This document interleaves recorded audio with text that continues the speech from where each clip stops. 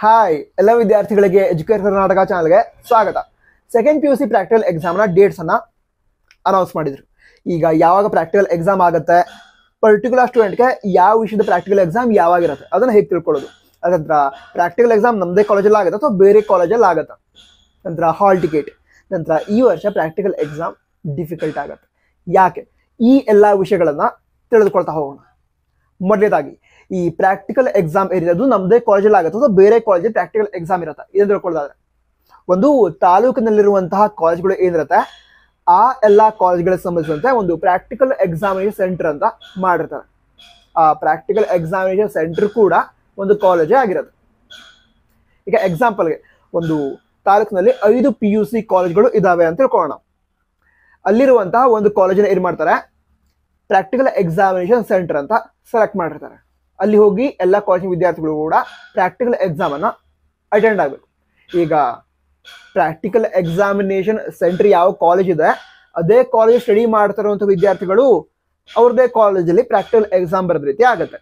ಆದರೆ ಬೇರೆ ಕಾಲೇಜ್ನವರು ಕೂಡ ಅದೇ ಕಾಲೇಜ್ಗೆ ಹೋಗಿ ಪ್ರಾಕ್ಟಿಕಲ್ ಎಕ್ಸಾಮನ್ನು ಅಟೆಂಡ್ ಆಗಬೇಕು. ಆ ವಿದ್ಯಾರ್ಥಿಗಳು ಏನಿಸುತ್ತೆ, ಬೇರೆ ಕಾಲೇಜ್ಗೆ ಹೋಗಿ ಪ್ರಾಕ್ಟಿಕಲ್ ಎಕ್ಸಾಮ್ ಬರೀತಾ ಇದ್ದೀವಿ ಅಂತ ಅನ್ಸುತ್ತೆ ಅಷ್ಟೇ, ಸರಿನಾ?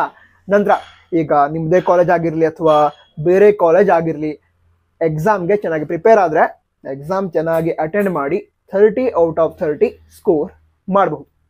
ಈಗ ಕೆಮಿಸ್ಟ್ರಿ, ಫಿಸಿಕ್ಸ್, ನಂತರ ಕಂಪ್ಯೂಟರ್ ಸೈನ್ಸ್ ಈ ಎಲ್ಲ ವಿಷಯಗಳಲ್ಲಿ 30 ಔಟ್ ಆಫ್ 30 ಮಾರ್ಕ್ಸನ್ನು ಪಡೆದುಕೊಳ್ಳೋದಕ್ಕೆ ಯಾವ ರೀತಿ ಪ್ರಿಪೇರ್ ಆಗಬೇಕು ಅದ್ರ ಬಗ್ಗೆ ವಿಡಿಯೋನ ರೆಕಾರ್ಡ್ ಮಾಡಿ ಅಪ್ಲೋಡ್ ಮಾಡಿದ್ದೀನಿ, ಚೆಕ್ ಮಾಡಿ.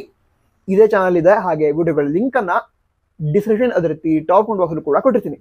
ಹಾಗೆ ಫಿಸಿಕ್ಸ್ ಎಕ್ಸ್ಪೆರಿಮೆಂಟ್ಗಳು ಇರ್ತವೆ, ಸುಮಾರು ಒಂದು 10 ರಿಂದ 11 ಎಕ್ಸ್ಪೆರಿಮೆಂಟ್.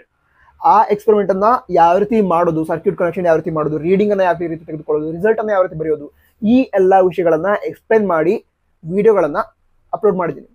ಆ ವಿಡಿಯೋಗಳ ಲಿಂಕನ್ನು ಕೂಡ ಡಿಸ್ಕ್ರಿಪ್ಷನಲ್ಲಿ ಕೊಟ್ಟಿರ್ತೀನಿ, ಚೆಕ್ ಮಾಡಿ. ಸರಿ, ಈಗ ಪ್ರಾಕ್ಟಿಕಲ್ ಎಕ್ಸಾಮ್ ಡೇಟ್ ಅಂದರೆ ಎಕ್ಸಾಕ್ಟ್ ಡೇಟ್ ನಮಗೆ ಹೇಗೆ ಗೊತ್ತಾಗುತ್ತೆ ಅದನ್ನು ತಿಳ್ಕೊಳ್ಳೋದಾದ್ರೆ, ನಮ್ಮ ಶಿಕ್ಷಣ ಇಲಾಖೆಯವರು ಜನವರಿ 27ರಿಂದ ಫೆಬ್ರವರಿ 17ರವರೆಗೆ ಸೆಕೆಂಡ್ PUC ಪ್ರಾಕ್ಟಿಕಲ್ ಎಕ್ಸಾಮ್ ಅನ್ನು ನಡೆಸಬೇಕು ಅಂತ ನೋಟಿಫಿಕೇಶನ್ ರಿಲೀಸ್ ಮಾಡಿದ್ದಾರೆ, ಸರಿನಾ?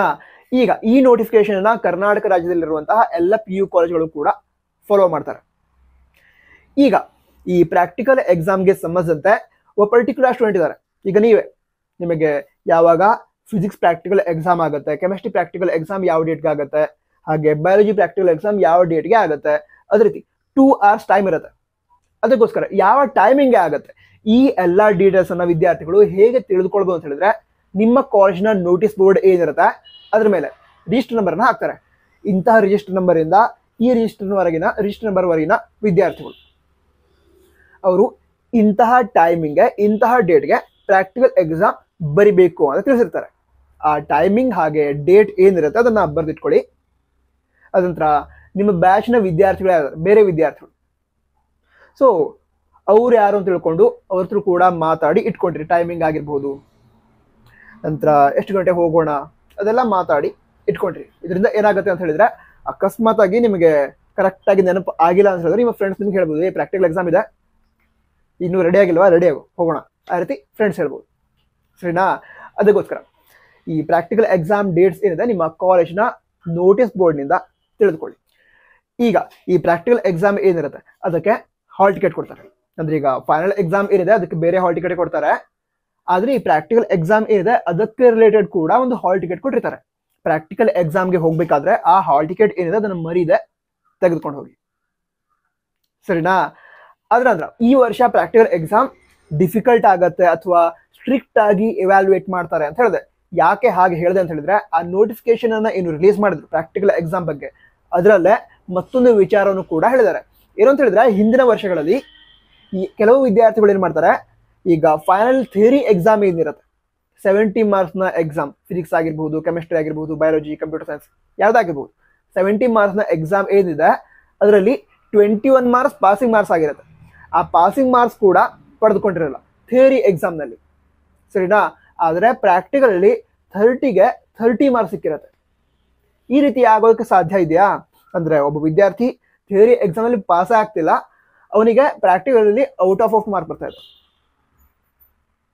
ಈ ರೀತಿ ಆಗಬಾರ್ದು. ಅದಕ್ಕೋಸ್ಕರ ಇವ್ಯಾಲ್ಯೂಯೇಷನ್ ಅನ್ನ ಕರೆಕ್ಟ್ ಆಗಿ ಮಾಡಿ ಅಂತ ಹೇಳಿದ್ದಾರೆ. ಅಂದ್ರೆ ಯಾವುದೋ ವಿದ್ಯಾರ್ಥಿ ಫೇಲ್ ಆಗ್ತಾರೆ ಅಂತ ಹೇಳಿದ್ರೆ ಅವ್ರಿಗೆ ಹೇಗೆ ಸಿಗುತ್ತೆ 30 ಔಟ್ ಆಫ್ 30 ಮಾರ್ಕ್ಸ್?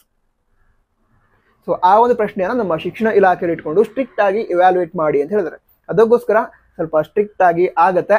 ಬಟ್ ನೀವು ಚೆನ್ನಾಗಿ ಪ್ರಿಪೇರ್ ಆದ್ರೆ ಎಕ್ಸಾಮ್ ಈಸಿನೇ ಆಗುತ್ತೆ.